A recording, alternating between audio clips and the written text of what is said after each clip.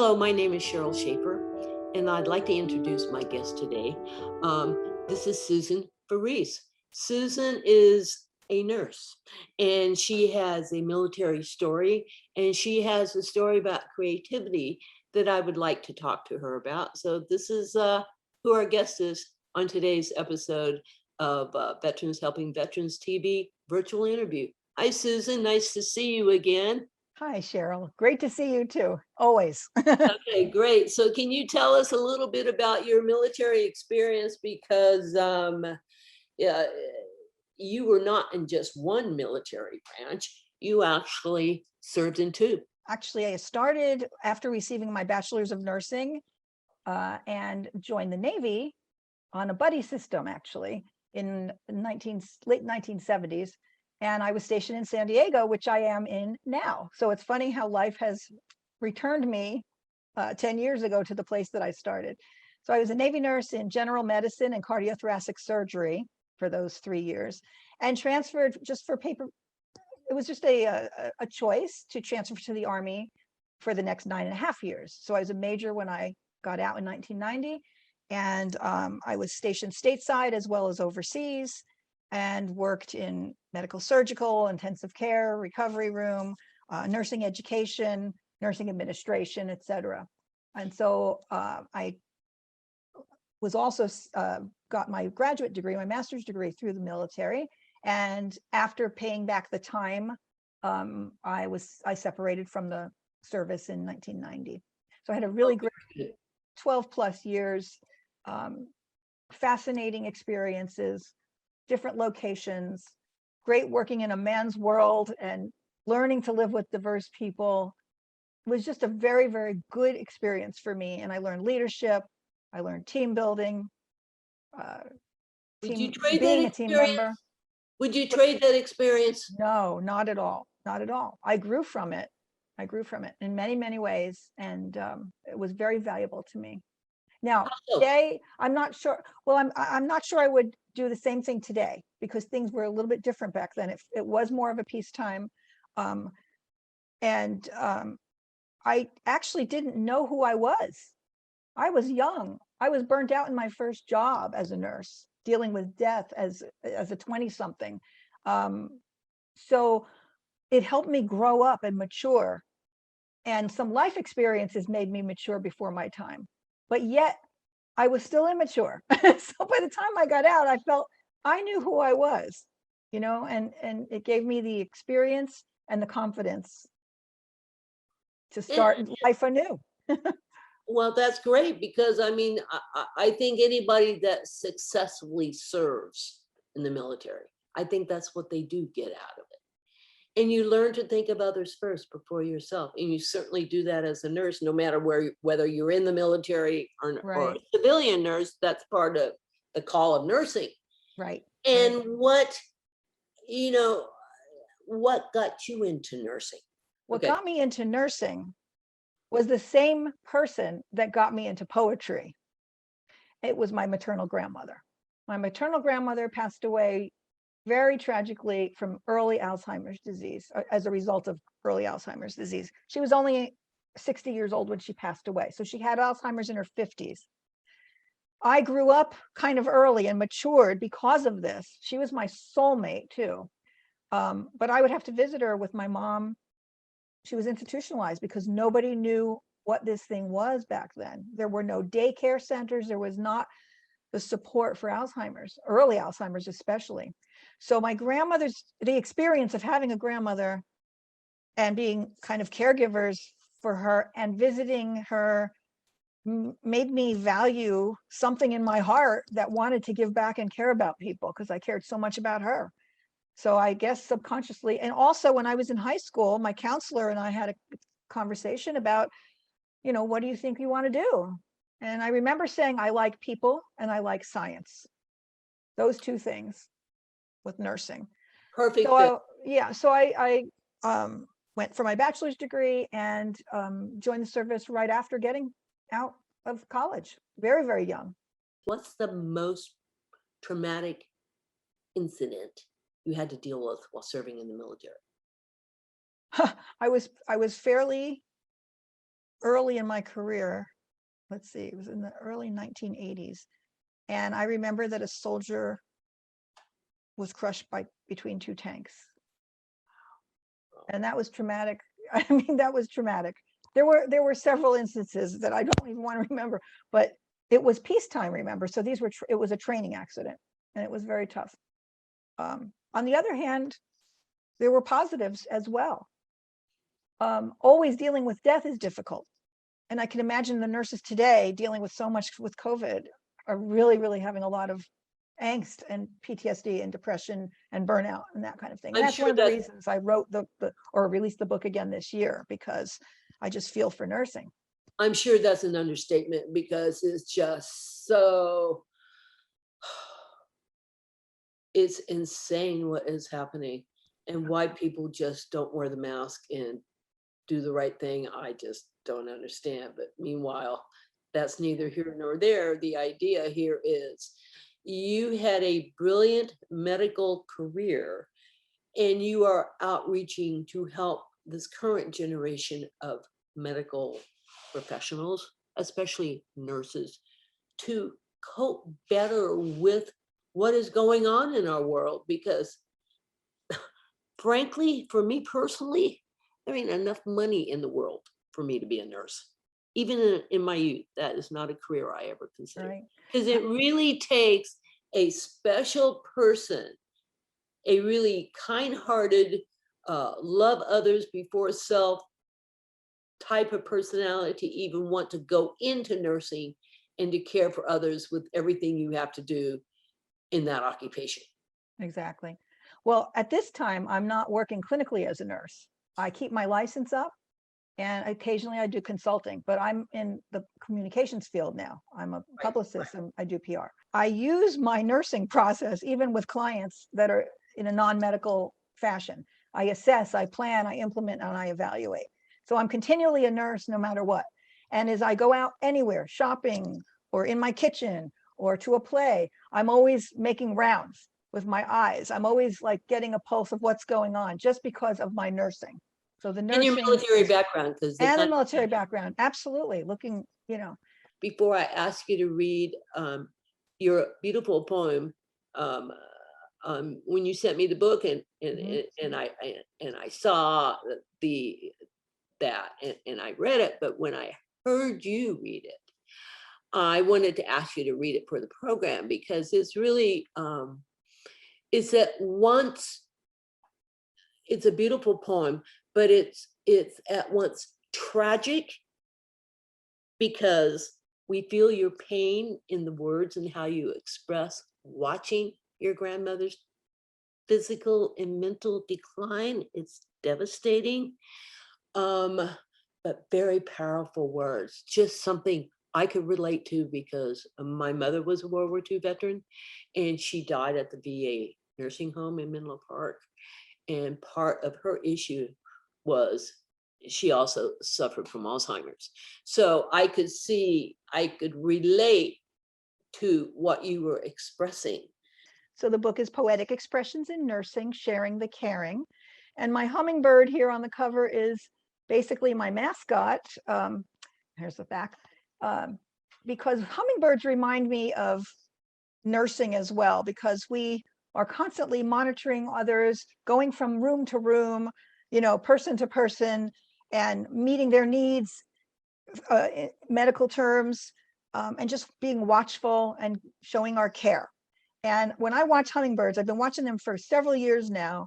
They're just fascinating to watch. So take a look at the hummingbird that you see and just watch how they flutter around so quickly. With that. Well, with that, I just love the hummingbird philosophy here. And Exactly. That's just a perfect way to introduce Anne Zest. Anne's Zest Ends, actually, is the name of the poem. Prelude. Her zest for life, boundless energy, a smile a minute so full of glee, remembrances of my grandmother Anne, so significant to me. She ran the show, she was in the know about this or that, nonetheless always on the go. So sharp, so much fun, and so on the ball, how I long to remember and long to recall. Endless walks, sun or snow when I was small, She'd pick me up when my spirit would fall. My first real buddy, my first true friend, her ears and shoulders she'd always lend. If I was sad, my pain I'd spend, but always through her my heart would mend. Intermission. But when I was about 7 in 1963, something in her changed so drastically. She would no longer laugh. She no longer knew me. She would wander about so aimlessly. She would light the fire. Whoops. She would light the gas stove and let the fire run free. Her eyes then would gaze in a wild combat stare. She grew mute and confused. She would pick at her hair.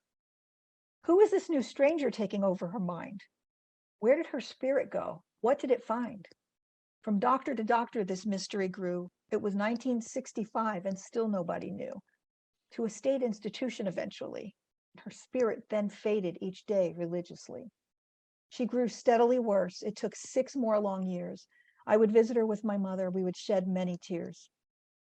Day passes were draining. The public would stare. We'd assist her in the bathroom, comb the knots from her hair. I wonder how she felt, personality withered. Did she realize her melt?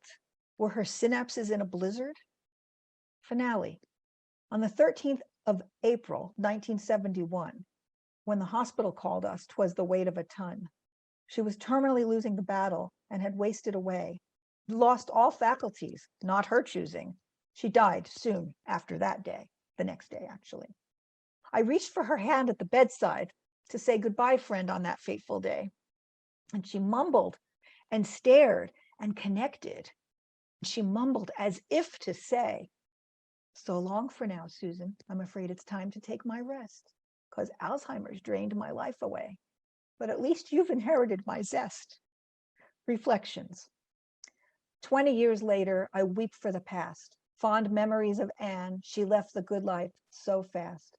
Her suffering, although it was an unfair curse, was the stimulus for me to become a nurse. As I seriously reflect on this draining disease that robs the brain of freedom cells and independence ease, I am angry no definite cause or cure has been found. All the research won't touch the pain that abounds. If I had just one wish that would be granted to me, I'd want to spend a day with Anne, just her and me. Her cheerful style, giving nature so gold, her best features zest, her stature so bold. But who's kidding who? She was taken away in her prime. A true servant of God, strong will, lost mind, signed, one who can still remember. And a little note about that, I wrote this poem in 1991, 20 years after we lost Anne to Alzheimer's disease complications. Thank you. Thank you, Susan. That was powerful. Thank you. So that was. I know it takes, Takes your it breath brings away. Anne back every single time. And I have such compassion for people that are going through it as caregivers as well. Caregiving is, if people are living at home. But back then there were no options. She became unsettling and possible, not threat, but danger to herself and to others when we had her at home. So it was really, really a devastating thing for our family, for my mom especially, being in her 30s at the time. And my grandfather had passed away in 1964. So right as this was happening with my grandfather, she was getting worse and worse. But hopefully the research and time and medications have helped, and there are now daycare services for that. But anyway, this discussion is not just about that. But right. Your point is this: a lot of progress has been made since that time she passed, right. But also more progress needs to be made. But Always. we are always learning as we go. That was a very powerful poem, Susan.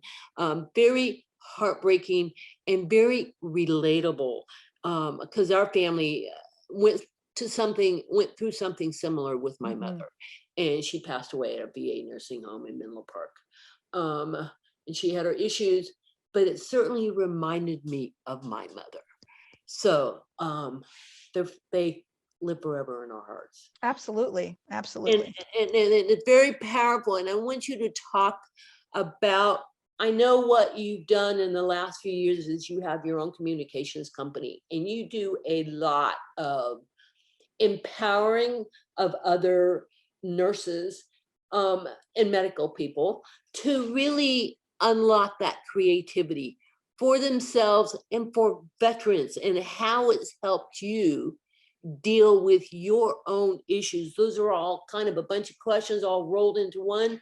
Well, yes, I will clarify that. For the first of all, I've been into communications since 2011, doing PR for a theater for 5 years, and then 2016 went freelance. So I have worked with theaters, musicians, filmmakers, many authors, and businesses with publicity, PR, and communications, getting the word out for them. For the last two plus years, I've been teaching haiku, but not specifically to nurses or veterans, to the general public at the community, at the county library system in San Diego. So I reached out to many libraries, I developed a program, and I utilize haiku because it's more of a succinct, shorter form of poetry. It's not the literary kind. I use because you can see I'm a photographer, I use my nature photography as prompts in this class, in this workshop, to stimulate people's ideas on what to write as a haiku. So there are many, like there are about 21 photos that I use up on the screen. I do a PowerPoint. I just wanted to clarify that it's not that I do it just for nurses or veterans, it's the general public. So it may be nurses that come, or veterans. And I would like to continue to reach out to veteran groups and definitely nursing groups. In fact, yesterday I met a nurse at my book signing, and I said, why don't you guys invite me to talk to your group, and we can do a haiku session, or I'll just talk about the book and just how valuable poetry is. It doesn't have to be a class, it can just be a discussion. So I am open to that, and I'm open to virtual discussions as well, because it Very good. can't go everywhere right now. So until things open up completely, and with the new variants, we don't know where it's going to go. So thank the world for this Zoom and for virtual Amen. discussions. Amen, because that's what keeps me going, to be Exactly. honest. Right. So haiku is my form of poetry that I trust the most, that I love to teach. And it inspires many people, and it's not, and I've worked with kids too, kids that are middle school and up. But I prefer the adult audience and also the older adult audience. So it doesn't matter. My website has information on that with the haiku workshops. I just think that combined with the photography are using two creative outlets in one. And then what the real clicker is, when I do a class, I invite the folks to share with me, because when you write a poem, you could either throw it away, keep it to yourself, or share it. So the people that would like to share their haiku after a workshop, I combine it and do a blog post about it so that it gets out in the world. So they're published. So it's kind of a thing that has also evolved with these workshops. Does that answer your question? Well, yes, it does. Because that's exactly what's happening with us as far as VHB TV is. Mm-hmm. And with every other creative that I know, is because of the times we're living in. And we're all more or less, especially now, recently, forced to be kind of shut back in the house for a while. How do you keep that creative process going? And I know you don't just do poetry. And I know you don't just take pictures. I also know this about you, that you're a film producer. Mm-hmm. And I'm really interested in some of the projects that you've worked on, because we know some of the same people. And I'd like to shift gears a little bit here and talk about film production, and what you did in your role as a producer, how many people it takes to produce a film, and your experience earlier this year. I think you told me it was this year, right? You went to the GI Film Festival in San Diego. Yes. That must have been awesome, because that's actually presented at the Veterans Museum, correct? Well, not this year. We had it virtual this year because of COVID. Right, but normally it's presented at the Veterans Museum in San Diego. So, And I believe it was also at Balboa Park. So it's been in different venues. Yeah, okay, okay. Yeah, different venues. So yes, I was fortunate to work with a wonderful team. Actually, in 2019, we were part of the Armed Forces Film Challenge through the San Diego Film Consortium. And we formed a team, 2 male veterans and myself at first, Tommy Anderson and Floyd Strayer and myself.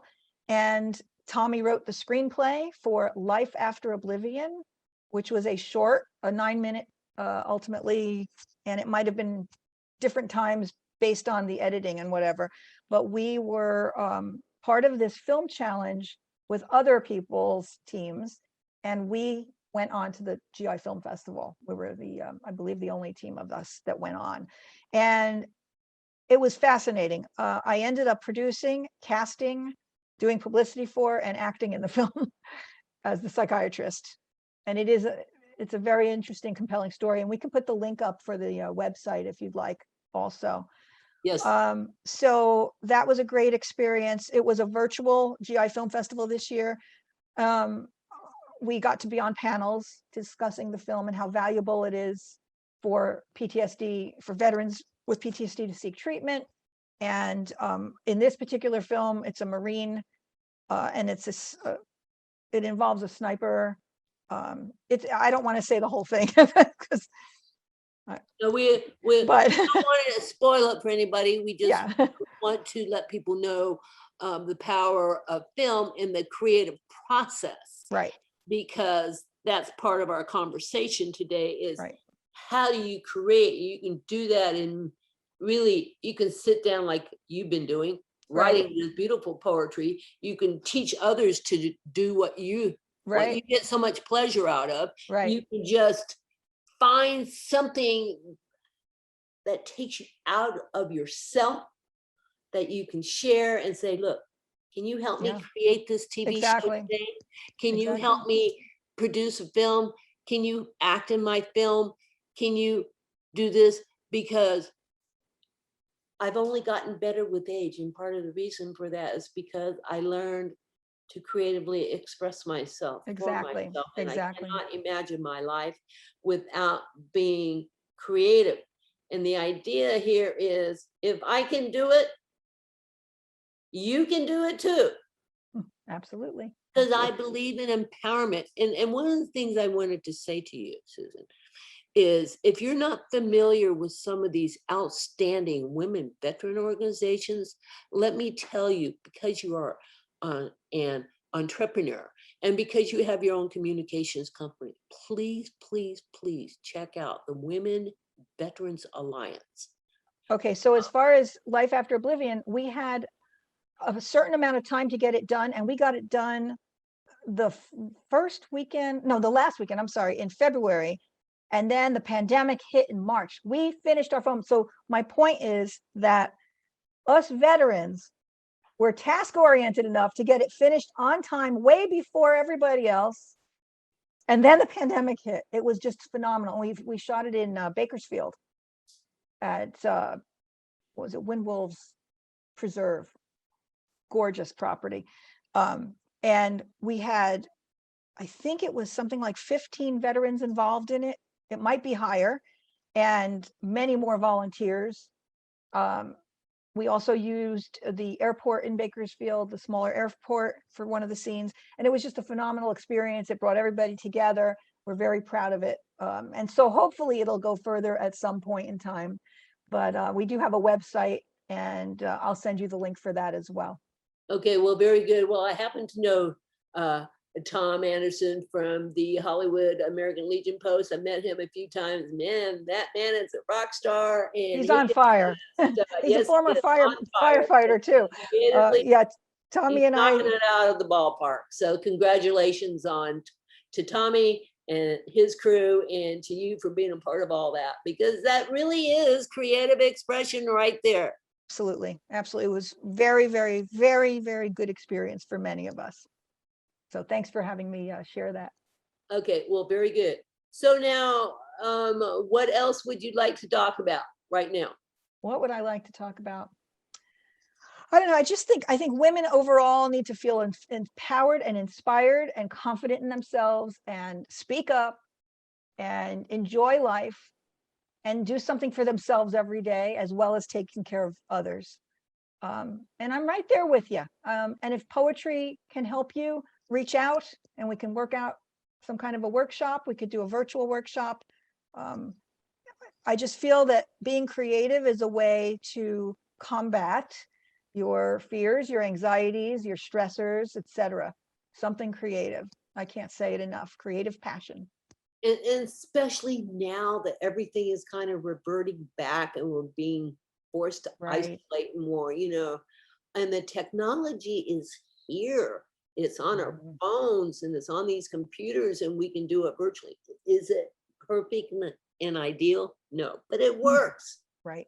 And the Right. whole idea is the human connection and the human contact. And really, the whole theme of our discussion today is create, find a way to create something, because it really gives you freedom in a way that, you find, I found my purpose in doing these interviews. And basically, I was going to say, I love taking pictures of benches.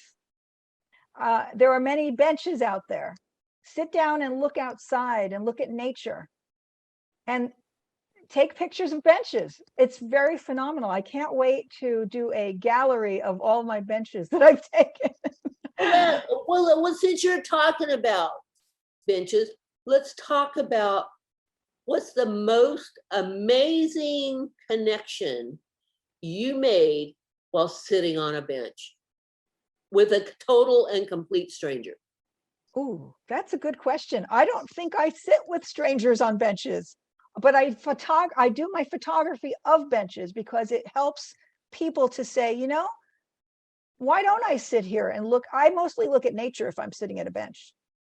I speak to my husband when we're together and we sit on a bench. We take a break from a hike or whatever, you know. But maybe the next time I sit on a bench with somebody, I'll get back to you. Okay, here's a story. So this bonobo had this lizard playing with the lizard for at least 15 minutes, and he ended up letting him go, which was phenomenal. He would toss it up and put it near his mouth, and then he just let it go. And it was just, I couldn't believe I was there to see that. So my point is, take a breath and examine and enjoy and appreciate nature. Appreciate your creativity. Find what you're creative about. Get passionate about it. Don't worry if you're not the best at it at the beginning. Enjoy your life. Life is short. We know that. And move on and carry on.